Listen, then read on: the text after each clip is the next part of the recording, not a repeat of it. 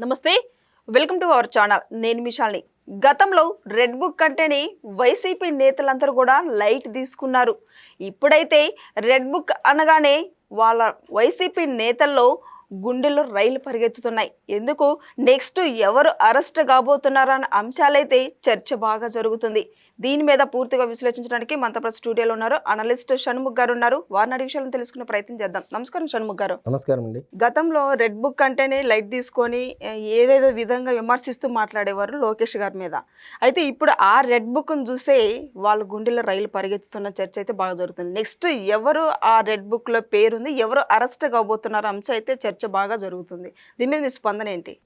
చాలామంది వైఎస్ఆర్సీపీ మంత్రుల్లో అంటే ఇప్పుడు వరకు జరిగినటువంటి అరెస్టుల పరంపర అంటే వివిధ రకాలమైనటువంటి కేసుల్లో మాజీ మంత్రులు వైఎస్ఆర్సీపీ పార్టీలో ఒకప్పుడు ఒక వెలుగు పొందినటువంటి వాళ్ళు, అలాంటి వారు కూడా ఈరోజు నియోజకవర్గాల్లో ఓడిపోయి వాళ్ళు కేసుల్లో ఇరుక్కొని జైలుకి వెళ్ళినటువంటి పరిస్థితి. మరి మామూలుగా యమధర్మరాజు పక్కన చిత్రగుప్తుడు కూర్చోంటాడు. ఆ చిత్రగుప్తుడు ఏం చేస్తాడంటే ఆయన ఒక పుస్తకం పెట్టుకుంటాడు, అంతా రాస్తూ ఉంటాడు అనమాట. వీడు ఈ పాపం చేశాడు, ఈ అవినీతి చేశాడు, లేకపోతే ఈ దౌర్భాగ్యమైనటువంటి పని చేశాడు అని చెప్పేసి రాసి ఏం చేస్తారు, ఆయన కాల వ్యవధి అయిపోయిన తర్వాత అంటే ఆయన అధికారము భూమి మీద అధికారం అయిపోయిన తర్వాత పైకి వచ్చినప్పుడు తద్వారా చర్యలు తీసుకోకూడదని చిత్రగుప్తుడు చెప్తా ఉంటే యమధర్మరాజు శిక్షలు అమలు చేస్తూ ఉంటాడు. ఈ పనులు చేశాడంటే దానికి తగిన శిక్ష ఆయన విధిస్తూ ఉంటాడని చెప్పేసి మనం విన్నాం. మరి ఈరోజు నారా లోకేష్ గారు రెడ్ బుక్ గత 5 ఏళ్ల పరిపాలనా కాలంలో కొన్ని వేల మంది పైన ఎస్సీ ఎస్టీ కేసులు, బీసీలు ఎస్సీలు ఎస్టీలు, పేరుకే నా బీసీ అండ్రి, నా ఎస్సీ అండ్రి, నా ఎస్టీ అండ్రి, కానీ వాళ్ళే హత్య గావింపబడ్డారు. ఇట్లా చెప్పుకుంటూ పోతే శాంతాడంత లిస్ట్ ఉంది. సో ఈరోజు మీరు చూడండి, రెడ్ బుక్ కూడా అలాగే నారా లోకేష్ గారు యువగలం పాదయాత్రలో ప్రజల నుంచి కార్యకర్తల నుంచి ఎవరైతే వాళ్ళని ఇబ్బంది పెట్టారో వాళ్ళ యొక్క ఇబ్బంది పెట్టిన వారి గురించి ముఖ్యంగా నారా లోకేష్ దగ్గర ప్రస్తావించారు. ఆయన ఏం చేశాడు, ఈ కంప్లైంట్ చూసి ఇది కాదు అని చెప్పేసి ఆయన కూడా ఒక పుస్తకం పెట్టుకోవడం జరిగింది. దానికి రెడ్ బుక్. మరొక వైపు దేశానికే బడ్జెట్ ప్రవేశపెట్టేటటువంటి సూట్ కేసు కూడా అంటే ఆ దస్త్రం కూడా రెడ్ దాంట్లోనే పెడతారు, లేకపోతే రెడ్ సూట్ కేసు రెడ్ బట్టలో పెట్టేసి తీసుకొని వెళ్ళడం ఇట్లా జరుగుతుంది, సాంప్రదాయం అనమాట. సో అదే తరహాలో ఈరోజు అవినీతి పరులు, అక్రమాలు, దౌర్జన్యాలు చేసినటువంటి వారి పేర్లు మొత్తం ఒక పుస్తకంలో రాసి దానికి రెడ్ కలర్ వేయడం జరిగింది, రెడ్ బుక్ అయింది. మరి ఈరోజు చాలామంది మంత్రులు కానీ ఎమ్మెల్యేలు కానీ గత 5 ఏళ్లలో విచ్చలవిడిగా అత్యుత్సాహం ప్రదర్శించిన వారు ఇప్పుడు జరుగుతున్నటువంటి అరెస్టుల పరంపర ఒకసారి వాళ్ళు రీకాల్ చేసుకుంటున్నారు. ఎప్పుడు మా ఇంటి తలుపు కొడతారో, ఎప్పుడు మమ్మల్ని తీసుకొని పోతారని చెప్పేసి కొందరికి భయం పుడుతుంది, కొందరు గుండెల్లో దడ పుడుతుంది. మరి ఎందుకు ఈ దడ పుడుతుంది? నిజంగా తప్పు చేయనప్పుడు దడ పుట్టాల్సిన అవసరం ఏం లేదు. మరి ఇప్పటివరకు అరెస్ట్ అయినటువంటి వాళ్ళ పేర్లు చూద్దాము. పిన్నెల రామకృష్ణారెడ్డి గారు, దాని తర్వాత లిక్కర్ స్కామ్లో జోగి రమేష్ గారు, మరి వల్లభనేని వంశీ గారు నకిలీ ఇళ్ల పట్టాల విషయంలోనూ ఆయన వెళ్ళడం రావడము జరిగింది. ఇకపోతే కాకాని గోవర్ధన్ రెడ్డి గారు, ఇట్లా ఇప్పటి వరకు మంత్రుల స్థాయిలోనే అరెస్టులు జరిగాయి. గత ప్రభుత్వంలో మంత్రులుగా చేసిన వాళ్ళని అరెస్ట్ చేశారు. ఇప్పటి వరకు అసలు సినిమానే మొదలు కాలేదు, మీరు అప్పుడే ఇంకా ఏముంది అన్నట్టు ఫీలింగ్ లేకపోతున్నారు, అసలు సినిమా ముందు ఉందని చెప్పేసి నారా లోకేష్ గారు అంటే ఆ గ్రాఫ్ తగ్గే టైంలో ఆయన లేపుతున్నారు, రెడ్ బుక్ యొక్క ఇమేజ్ పెంచుతున్నారు. ఈరోజు చూసినట్లయితే సాక్షాత్తు జగన్మోహన్ రెడ్డి గారే నారా లోకేష్ షోషే రెడ్ బుక్ అని చెప్పేసి ఢిల్లీలో జంతర్ మంతర్ దగ్గర అంటే ఓడిపోయిన తర్వాత 3 నెలలకి ఢిల్లీకి వెళ్ళారు. ఆయన ఢిల్లీకి వెళ్ళి జంతర్ మంతర్ వద్ద ఏకంగా రెడ్ బుక్ గురించి ఆయన మైలేజ్ పెంచారు. అంటే రెడ్ బుక్ అనేది ఏ స్థాయిలో అర్థం కావట్లేదు ఎవరికి, ఎప్పుడు ఏ పేరు వస్తుంది, ఆ పేరు ఎప్పుడు నోటీసులు వస్తారు, ఎప్పుడు ఎలా పోతారు ఎవరికి అర్థం కాదు. ఏనా నువ్వెప్పుడు పోస్తావని ఒక ఎమ్మెల్యే ఒక మంత్రికి ఫోన్ చేశాడంట. నెక్స్ట్ నీ వాట నేనేమన్నా రెడీగా ఉండంటే ఏమో నాకు అది అర్థం కావట్లేదు, గుండెల్లో దడ అంటుంది, నెక్స్ట్ నా పేరేమో అని చెప్పేసి ఇంకో 5 మంది లిస్టు పరంపర ఉంది. ప్రధానంగా 5 మందిలో ఎవరంటే కొడాలి నాని, దాని తర్వాత అంబటి రాంబాబు, రోజా, అనిల్ కుమార్ యాదవ్, ఇటా వీళ్ళంతా లిస్టులో రెడీగా ఉన్నారని చెప్పేసి చర్చ జరుగుతూ ఉంది. ఎందుకంటే రోజా గారు ఇదే చంద్రబాబు నాయుడు గారు అరెస్ట్ అయిన పొద్దు సంబరాలు చేసుకొని అంటే టపాసులు కాల్చేసి ఆమె సంబరం చేసుకుంది. ఇటు సైడ్ కూడా తెలుగుదేశం పార్టీ తమ్ముళ్ళు కూడా సంక్రాంతి సంబరాలు ముందే రాబోతూ ఉన్నాయి, రెడీగా చేసుకోండి అని చెప్పేసి ఒక రకమైనటువంటి చర్చ జరుగుతూ ఉంది. ఎందుకంటే నెక్స్ట్ వికెట్ ఈ సిరీస్లో ఉంది అంటే కొడాలి నాని, రోజా, అంబటి రాంబాబు, అనిల్ కుమార్ యాదవ్ అనే సిరీస్లో ఉంది అని చెప్పేసి చర్చ నడుస్తూ ఉంది. మరి ఈ చర్చకు ప్రాధాన్యత కూడా సంతరించుకుంది. ఎందుకంటే రెడ్ బుక్లో కొంత గ్యాప్ వచ్చింది.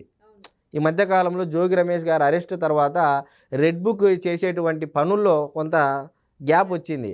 ఆ గ్యాప్ను ఫిల్ చేయడం కోసము నారా లోకేష్ గారు మరొక రెడ్ బుక్ అంటే ఒక అస్త్రాన్ని తన ఒక పేజీని చింపేసి రెడీ చేసి పెట్టారు అని చెప్పేసి చర్చ నడుస్తూ ఉంది. మరి ఇటువంటి నేపథ్యంలో ఈరోజు వైఎస్ఆర్సీపీ పార్టీ వాళ్ళే ఒకరికొకరు చర్చించుకునేటువంటి పరిస్థితి. నెక్స్ట్ వికెట్ నీదన్నా అంటే నెక్స్ట్ వికెట్ నీది అని చెప్పేసి. సో ఆ పరిస్థితికి రెడ్ బుక్ వచ్చింది అంటే మళ్ళీ 30 ఏళ్ళు నేనే సీఎం, శాశ్వత సీఎం అని చెప్పేసి నిరవధికంగా నేనే పరిపాలన చేస్తా, ఆనాడు ఇందిరాగాంధీ నేడు జగన్మోహన్ రెడ్డి అనే స్థాయిలో ప్రచారం చేశారు గత 5 ఏళ్లలో. తుదకు చూస్తే ప్రతిపక్ష హోదా కూడా లేకుండా పోయినటువంటి పరిస్థితి. సో కాబట్టి కొడాలి నాని గారిని వదిలిపెట్టరు, రోజా గారిని అసలే వదిలిపెట్టరు, అనిల్ కుమార్ యాదవ్ గారిని 1% అనేది అది 1% వేస్తారా 0.5% వేస్తారా రెడ్ బుక్ ప్రయోగిస్తారా అనేది అది నారా లోకేష్ గారి దృష్టిలోనే ఉంటుంది.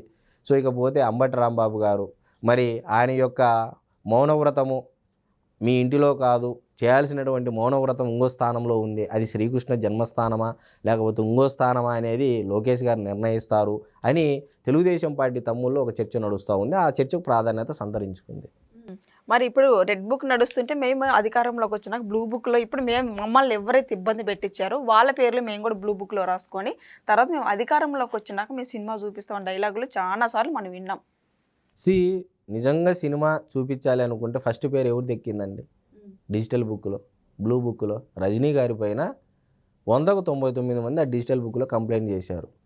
మరి ఆమె మొదటి ప్లేస్ పొందినందుకు కంగ్రాచులేషన్స్, శుభాకాంక్షలు అని చెప్పేసి ఒకవైపు తెలుగుదేశం పార్టీ అధికార ప్రతినిధులు కూడా హేళన చేసేటువంటి పరిస్థితి. ఈరోజు నందిగాం సురేష్ గారి పైన ఎక్కింది పేరు, విడుదల రజనీ పేరు ఎక్కింది. వైఎస్ఆర్సీపీ పార్టీ కార్యకర్తలే వైఎస్ఆర్సీపీ నాయకుల పేర్లు బ్లూ బుక్, డిజిటల్ బుక్లో పెడతా ఉన్నారు. ఇంకా ఈ రకంగా వాళ్ళు ఇచ్చేటువంటి డేటా తీసుకుంటే 1 TB కాదు, 2 TB కాదు, 6 TB స్టోరేజ్ కావాలి.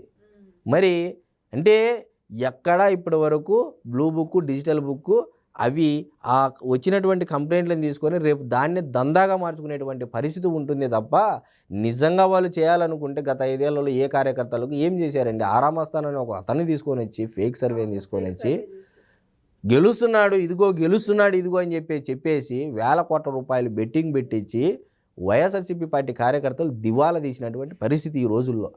అలాంటి వాళ్ళు రాగానే సినిమా చూపించడం ఏంది అనే పరిస్థితి ఈరోజు జనాలు కూడా ఇప్పుడు రప్పా అంటున్నావు, మేము అంతు చూస్తామంటున్నాము, మేము వస్తే సినిమా చూపిస్తామంటున్నారు, బట్టలు ఉడదీస్తామంటున్నారు. ఈరోజు తెలుగుదేశం పార్టీ వాళ్ళు ఎందుకైనా సిద్ధపడతారు. ఎందుకంటే యుద్ధంలోకి దిగినాక దేనికైనా సిద్ధమే, అవతలైనా యువతలైనా. మరి న్యూట్రల్గా ఉన్నటువంటి జనాలు, ప్రజలు, ఉద్యోగస్తులు లేకపోతే ప్రజలు కానీ ఏం ఆలోచన చేస్తారు? నాయనా ఆ రపా ఎందుకు, ఆ ఊడదీయడం ఎందుకు బట్టలు, మనము సినిమా చూపించుకోవడం ఎందుకు? సరే మంచిదో చెడ్డదో ఈ ప్రభుత్వము గూగుల్ లాంటి కంపెనీలు తెస్తూ ఉంది, ఉపాధి అవకాశాలు పెంచుకుంటూ పోతుంది, సంక్షేమం పెంచుకుంటూ పోతుంది అనే ఆలోచన ప్రజల్లో రాదా? వస్తుంది. ఉద్యోగస్తులు ఎవరు నమ్ముతారండి? నేను స్ట్రైట్గా అడుగుతున్నాను మిమ్మల్ని. ఈరోజు ఉద్యోగస్తులు జగన్మోహన్ రెడ్డి గారిని నమ్మే అవకాశం ఉందా? లేదు. గత 5 ఏళ్లలో ఒక TA ఇచ్చిండా? 7 DAలు పెండింగ్ పెడితే మొన్న దీపావళి పండుగ కానుక కింద చంద్రబాబు నాయుడు గారు ఇవ్వడం జరిగింది, జీవోను సరి చేస్తూ. కాబట్టి ఏదో ఊకదంపుడు ఉపన్యాసాలు విని ప్రజలు నమ్మి ఓటేయాలనుకుంటే నేను పంచిన ప్రేమ, నేను నొక్కిన బట్టలు ఏమైపోయాయని చెప్పేసి 2024 ఓడిపోయిన తర్వాత జగన్మోహన్ రెడ్డి గారు ఆయన ప్రెస్ మీట్లోనే చెప్పారు కదండి. అంటే ప్రజలంతా ఎరుబాగోగులా మీరు ఏం చెప్పినా నమ్మే, మీరు సినిమా చూపిస్తా అంటే చూపించుకోవడానికి అవతల తెలుగుదేశం పార్టీ వాళ్ళు ఏమన్నా గాజులు తొడుకొని ఉంటారా? లేదు కదా. అవతల నాయకత్వం అనేది అదిమి పట్టుకొని ఉంది కాబట్టి అవతల జరుగుతూ ఉంటుంది. ఈరోజు తెలంగాణ రాష్ట్రంలో జగదీశ్వర్ రెడ్డి గారు మీడియా హౌస్లకు సంబంధించి స్లాటర్ హౌసెస్ అని చెప్పేసి ప్రస్తావిస్తూ దాడులు చేస్తాం, ఇంకా కంటిన్యూ చేస్తామని చెప్పేసి అంటున్నారు. అవతల రేవంత్ రెడ్డి గారి ప్రభుత్వం అధికారంలో ఉన్నప్పుడు ఒత్తిడి ఉంటుంది. ఎందుకంటే అధికారంలో ఉన్నదానికి ప్రతిపక్షంలో ఉన్నదానికి చాలా డిఫరెన్స్ ఉంటుంది, సపరేట్ ఎంఫసిస్ ఉంటుంది, దానికి ఒక క్రెడిబిలిటీ ఉంటుంది. సో ఇటువంటి పరిస్థితుల్లో తిరిగి వాళ్ళు కూడా కానివ్వండి అంటే ఏముంది, ఎంతసేపు నువ్వు 4 ఏళ్ల తర్వాత చెప్తున్నావు, వాళ్ళు ఈరోజు ఏంటున్నారు, మా బాబు గారు కనుసైగ చేస్తే చాలు, మేము రప్ప కూడా అవసరం లేదు, పేరు నాని గారు అన్నట్టు చీకట్లో కన్ను కొడితే అయిపోవాలని. అదే పరిస్థితి వస్తుంది. కానీ చంద్రబాబు నాయుడు గారు మొదటి నుంచి చూస్తూనే ఉన్నాము, ఆయన చట్టానికి ప్రజాస్వామ్యానికి కట్టుబడి ఉంటాడు కాబట్టి ఆ చట్టము ప్రజాస్వామ్యం అడ్డొస్తా ఉంది కాబట్టి ఆ నాయకత్వము అదిమి పట్టుకొని ఉంది కాబట్టి జరుగుతూ ఉంది, వాళ్ళ మాటలకు వాళ్ళ చేష్టలు అలా జరుగుతూ ఉన్నాయని చెప్పేసి ప్రజల్లో చర్చ నడుస్తూ ఉంది. Thank you. నమస్కారం.